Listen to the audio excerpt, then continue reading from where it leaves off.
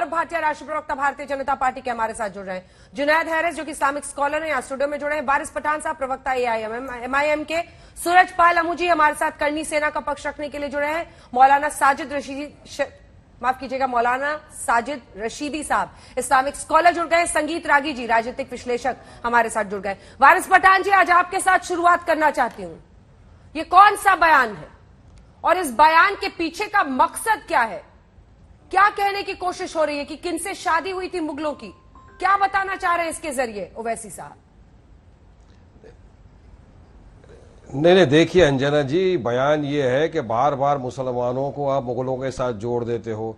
आप बार बार ये कहते हो कि औरंगजेब रहमतुल्लाह अलैह की मजार पे क्यों चले गए, तो आपने जवाब दिया कि औरंगजेब रहमतुल्लाह अलैह की मजार पे जाना कोई असंवैधानिक है, रूल ऑफ लॉ के अगेंस्ट है, और वो तो एएसआई ने उसको प्रोटेक्टेड मॉन्यूमेंट घोषित कर दिया है। आप उसको बता दीजिए कि वहां नहीं जा सकते, कानून बना दीजिए, चलिए नहीं जाएंगे। हम ये भी बोलते हैं कि जब जिन्ना जिसने हमारे देश के टुकड़े कर दिए थे, उस जिन्ना की कब्र पे अडवाणी जी चले गए तो क्या हुआ? कोई हंगामा हुआ? बहादुर शाह जफर की कब्र पे चले गए तो क्या हुआ? कोई हंगामा हुआ?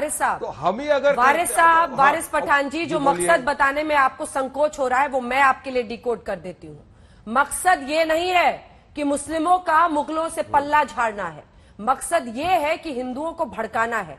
आपको भी पता है कि किन हालात में, किन परिस्थितियों में कई हिंदू लड़कियों की शादी मुगलों से कराई गई थी उस वक्त। आप हिंदुओं को भड़काने के लिए ये बयान दे रहे हैं। अब मैं सीधा आपसे पूछ रही हूं, क्या यही मकसद नहीं था? नहीं, गलत बात है, गलत बात है। आपका इल्जाम टोटल बेबुनियाद और गलत है। भड़का रहा कौन है हिंदू को? हिंदुओं तो खुद जा रहे हैं कोर्टों के अंदर। आपने आज नहीं देखा कुतुब मीनार के अंदर क्या हुआ? अंजना जी, क्यों उस बात को आप छुपा रहे हो? कुतुब मीनार के अंदर एएसआई ने आज रिपोर्ट दाखिल किया कि आप वहां पे पूजा नहीं कर सकते। 800 साल से तो आपने पूजा नहीं करी थी। ये प्रोटेक्टेड मॉन्यूमेंट है, यूनेस्को ने उसको हेरिटेज डिक्लेयर किया है। अच्छा ठीक है, आप समझ नहीं कर सकते। अचानक ये लोग जा रहे हैं वहां पे। अभी हर घूमेंगे सर, आपके साथ घूमेंगे, लाल किला भी जाएंगे, कुतुब मीनार भी जाएंगे, ज्ञानवापी भी जाएंगे। वापस मेरे सवाल पर आइए। मेरा सवाल आपसे यह है कि जब वो कहते हैं कि मुगलों की बीवियां कौन थी, तो क्या मकसद है इस लाइन के पीछे? क्या कहना चाह रहे हैं? ये तो कौन थी मुगलों की बीवियां? चलिए बताइए आप बताइए। नॉन मुस्लिम भी थी उनकी बीवियां, तो उनके बारे में क्यों नहीं बोलता कोई कुछ? बताइए क्यों नहीं बोले? अरे मुगलों की बीवियों की बात करेंगे, आप हमको मुगलों से बार बार ज्वाइन कर देंगे। आप हमको मुगलों से बार बार ज्वाइन करेंगे। हमको मैं चौथी बार पूछ रही हूँ सर। अकबर की बीवी, बाकी मेहमानों से मैं पूछकर पूरे 1 घंटे आज आपसे ये सवाल करती रहूंगी जब तक आप जवाब नहीं देंगे। मुगलों की बीवियां कौन थी जब ये वो कह रहे थे? उनका मकसद क्या था? मुगलों की बीवियां कौन थी? कौन थी सर? कौन थी जब मुगलों की बीवी? नहीं, मकसद क्या था मुगलों के? उस टाइम राजपूत की औरतों से शादी की अकबर बादशाह साहब ने। अकबर बादशाह जो थे उन्होंने राजपूत की जो लड़कियां थी उससे शादी की थी, जोधाबाई थी, तो क्या गलत था? लेकिन आप लोग ने आके हिस्ट्री को ही खत्म करने की कोशिश करी। हिस्ट्री को मिटा नहीं सकते। अगर अकबर बादशाह की बीवी अगर राजपूत थी तो राजपूत थी, उसका क्या गलत है?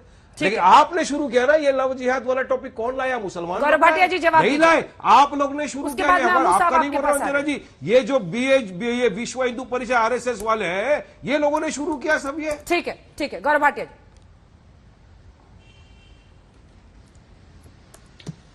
देखिए ऐसा है अंजना जी, असदुद्दीन ओवैसी का नाम एसिड उद दीन ओवैसी रख देना चाहिए। केवल और केवल जहर फैलाते हैं। और दुख की बात क्या है, बात कर रहे थे ना हिंदू स्त्रियों की। मैं एक बात पहले इस पे आऊंगा, फिर उनको कुछ याद दिलाऊंगा। ठीक है, पूरा कीजिए। देखिए, हाँ, सबसे पहले पूछा जाना चाहिए शेरनी कौन है? शेरनी वो है जो अपनी पवित्रता को बचाने के लिए जौहर कुंड में कूद जाती है, अपना बलिदान दे देती है, जिसके लिए कहा गया। और ये लाइनें मैं पढ़ना चाहूंगा, प्रसिद्ध कवि हैं उनकी हैं। जहां आन पर मां बहनों की जला जला पावन होली, वीर मंडली गर्वित स्वर से जय मां की जय जय बोली। सुंदरियों ने जहां देश हित जौहर व्रत करना सीखा, स्वतंत्रता के लिए जहां बच्चों ने भी मरना सीखा, वहीं जा रहा पूजा करने लेने सतियों की पद धूल। वहीं हमारा दीप जलेगा, वहीं चढ़ेगा माला फूल। ये वो स्त्रियां हैं जिन पे आज सवाल उठा रहे कौन? चूहे ओवैसी। चूहा क्यों कह रहा हूं आपको मालूम है? इन सब के पूर्वज कौन रहे हैं?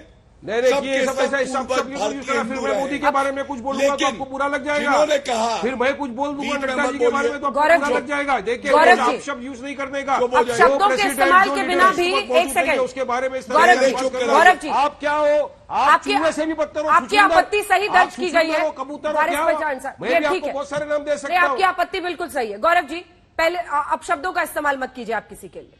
यहाँ पर हम एक दूसरे को जानवरों का कोई जू नहीं बिठा रखा है। क्या शब्द है? एक मिनट अंजना जी, क्या आप किसी को चूहा शेर बताने वाले आप कौन होते हैं सर? शब्द क्या बताइए? किसी को आप क्यों बोलेंगे चूहा?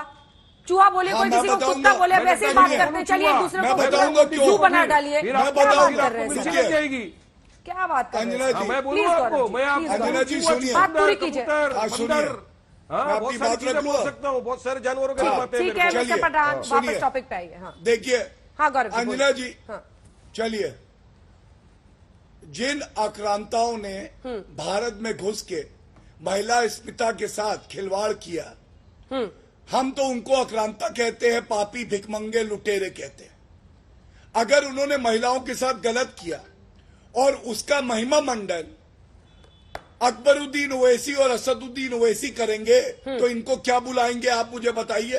क्यों कह रहा हूं मैं? आज का ट्वीट क्या है? आज कहा है ओवैसी जी ने, मुगलों से भारत के मुसलमानों का कोई रिश्ता नहीं है। सुनिए, जिन्ना की कब्र में चले गए अडवाणी, तभी कुछ नहीं। वो जिन्ना जिसने हमारे देश का विभाजन कर दिया। अगर सुनिए, अब देखिए, मैं अंजना जी बोलूंगा तभी जब ये चुप हो जाएंगे। ये चुप है, बोलिए, बात पूरी कीजिए।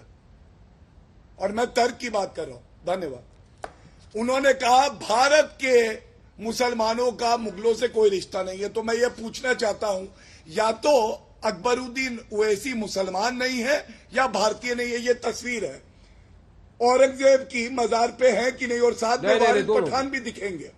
अरे रुक जाइए, पूरा करने दीजिए। वारिस पठान दिख रहे कि नहीं इस तस्वीर में? तो क्या हुआ? अगर रिश्ता नहीं है, अगर रिश्ता नहीं है अंजना जी, क्या ये स्वाभाविक सवाल नहीं है? ये क्या कर रहे हैं यहाँ पे अकबरुद्दीन ओवैसी? बताइए मुझे। ठीक है, वारिस साहब जवाब पठान क्या कर रहे हैं? दूसरी बात, मैंने अभी एक प्रश्न उठाया। बाजार पे जाना गुनाह है क्या? बाजार पे जाना संवैधानिक है क्या? अरे हम तो जहाँ भी कब्र देखते हैं, दरगाह देखते हैं तो हमको बोल देते हैं अस्सलाम वालेकुम अलल कुबूर, हम फातिहा पढ़ते हैं, तो क्या कोई गुनाह करते हैं क्या? बाजार पे जाना, किसी की दरगाह पे जाना कोई गुनाह नहीं है। और ये तो को बोलो कानून बना तो नहीं जाएंगे वहाँ। कानून बना तो गौरव भाटिया नहीं जाएंगे। रिश्ते पर सफाई आप ही आप जिन्ना का क्यों जवाब नहीं दे रहे? मुझे बताओ ना। अडवाणी जी जिन्ना की कब्र पे गए तो पठान साहब, तकलीफ नहीं हुई? पठान साहब, उसके बाद बीजेपी में उनका क्या हुआ ये भी दुनिया देख रही है। लेकिन ये समझिए ना कि वारिस पठान साहब ये रिश्ते की बात खुद ही करने आए ना। वो खुद ही कह रहे हैं कि मुगलों से कोई लेना देना नहीं आज के मुसलमानों का। तो फिर अकबरुद्दीन साहब क्यों गए? ये सवाल है ना, ये तो बताना पड़ेगा ना। अगर रिश्ता ही नहीं है तो फिर क्यों जाना है किसी की कब्र पर? अगला सवाल वो पूछ रहे हैं, पूछ लेते हैं, एक साथ जवाब दीजिए। मैं बताता हूँ अंजना गौरव जी पूरा कर लें, गौरव जी पूरा कर लें। अभी 5 मेहमान और आपकी बात का जवाब देता हूँ। रुक जाइए। हाँ ठीक है, गौरव जी को पूरा कर लेने दो। देखिए, मेरा दूसरा सवाल यह है, अगर आज असदुद्दीन ओवैसी, इनके पार्टी के तो चीफ है ना अंजना जी, उनके वक्तव्य से ऊपर तो वारिस पठान नहीं बोल सकते।